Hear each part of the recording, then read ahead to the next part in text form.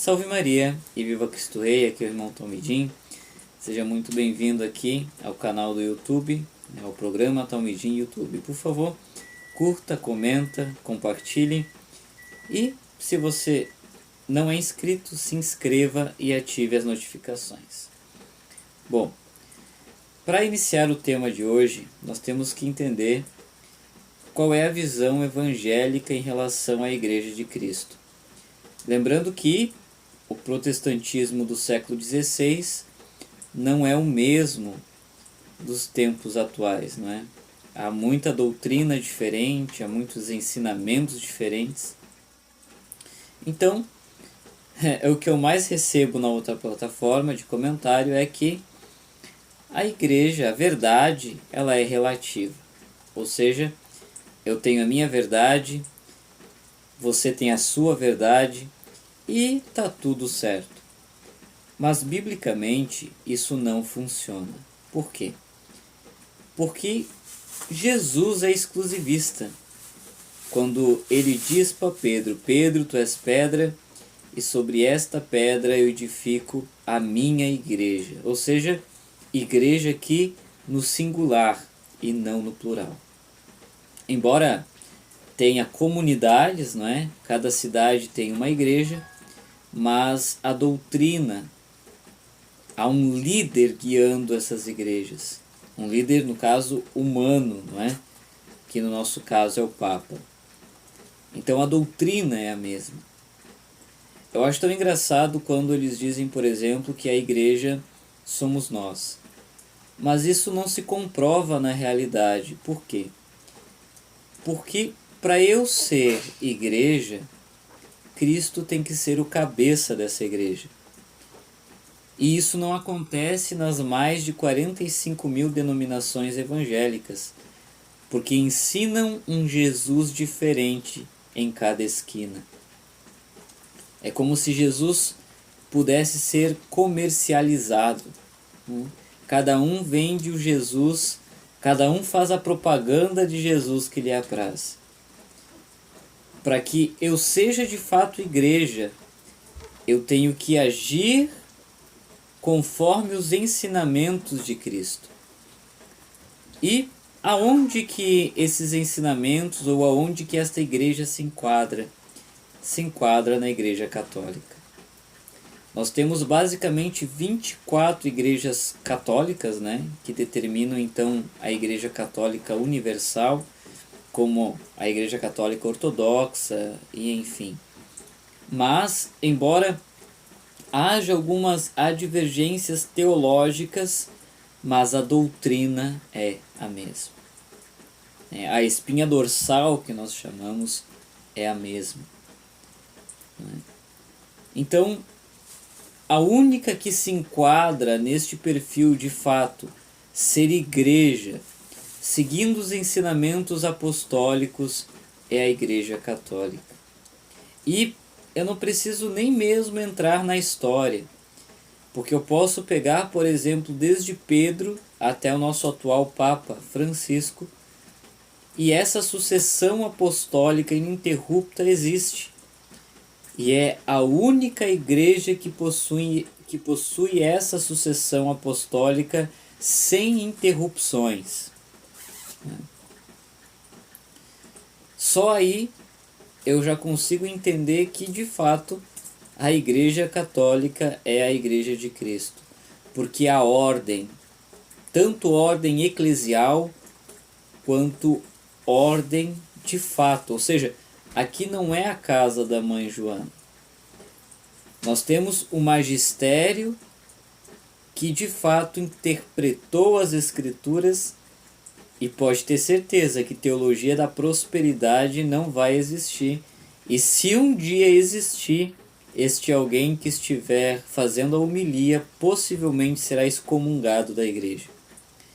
Porque o objetivo do magistério é de fato não deixar com que heresias assumam o altar da igreja. Já isso, no meio evangélico não existe, não é? Cada um interpreta a sua maneira, cada um fala da maneira que lhe apraz, e aí vira uma baderna, vira de fato uma bagunça. O magistério está aqui para de fato não deixar com que essas coisas aconteçam. Então, afinal, a Igreja Católica é a Igreja de Cristo? Reconhecendo que não há uma relatividade na verdade, nós entendemos que sim. Por quê? Primeiro, a Igreja Católica possui 2000 anos. Se nós fazermos 2000 anos menos 2025, vai dar exatamente na época de Cristo. Então, é impossível com que esta igreja não seja a Igreja de Cristo. Segundo, Santo Inácio de Antioquia, em seus documentos, Santo Inácio de Antioquia ali morreu justamente no Coliseu. Ele disse que aonde está a Igreja Católica está Jesus, né? Ou aonde está Jesus está a Igreja Católica. Aí as pessoas, alguns protestantes que vão falar, mas católica aqui é em questão de universal e não de instituição. Porém, entretanto, todavia, São Justino Mártir, que foi discípulo do apóstolo São João, nos seus documentos já tratava, que ele foi um dos pioneiros a falar sobre a Eucaristia, mas nas suas obras ele vai falar da Igreja Católica já com ordem eclesial e também como instituição. Ele vai falar que a Igreja Católica é a única verdadeira Igreja de Cristo, porque traz diretamente a continuidade da Igreja primitiva. Então, em meio à história, em meio a tudo o que a Igreja Católica construiu em 2 milênios, é impossível negar que a Igreja Católica seja de fato a Igreja de Cristo. Que a Igreja Católica ela faz jus o que Cristo disse: o que é ligado na terra será ligado ao céu, e o que será desligado na terra será desligado ao céu. Ela foi responsável pela civilização ocidental, ela foi responsável pela música, ela foi responsável pelos hospitais, por posto de saúde, por cemitérios, enfim. 2000 anos edificando de fato, né? E sem contar a questão da moralidade. Em termos moral, ou em termos morais, usando o português correto aqui, a Igreja Católica de fato é a igreja que carrega a moralidade cristã. No momento que começou a crescer o protestantismo aqui no Brasil, as coisas começaram a ir de mal a pior. Como às vezes eu brinco com a minha esposa, né? Daqui para frente é só para trás. No momento que surgiu o protestantismo, aqui no Brasil acabou. Então, é impossível negar, primeiro porque Cristo ele não edifica igrejas, embora haja comunidades, mas ele edifica igreja, já reconhecendo que ele é o cabeça que coordena esta igreja, e a igreja segue o cabeça que é Cristo, o único bom pastor. Agora, como comprovar que a igreja evangélica não é a Igreja de Cristo? Isso é muito fácil. Para que a igreja evangélica seja de fato a Igreja de Cristo, ela deveria ser edificada sobre a pessoa de Pedro, o que de fato os evangélicos negam e dizem que Pedro não foi o primeiro Papa. Embora dos 4 evangelhos, na lista dos 12 apóstolos, Pedro aparece por primeiro e Judas por último, será coincidência? Pedro assumindo a mensagem inaugural da descida do Espírito Santo no cenáculo de Atos, vemos diversas vezes Pedro tomando a frente Será coincidência? Cristo entregando as chaves do reino para Pedro, será coincidência? Na verdade, não. O problema do protestantismo, e quando eu falo protestantismo, eu não estou falando dos luteranos, eu estou falando dos evangélicos, né? Propriamente dito, é que eles sabem que estão errados, mas eles não querem admitir, porque é muito vergonhoso admitir que estão errados. É como aquele jovem rico que chega para Cristo e diz: o que é necessário para herdar a vida eterna? O que eu preciso fazer para te seguir? Eu tenho observado os mandamentos. E Cristo disse: então, vende tudo que tu tem e dê aos pobres. E ele volta de cabeça baixa porque ele estava apegado às suas riquezas, né? De fato, ele queria seguir, mas não queria se sacrificar, né? Uma coisa é querer, outra coisa é tomar uma atitude. E nós vemos isso muito no meio evangélico.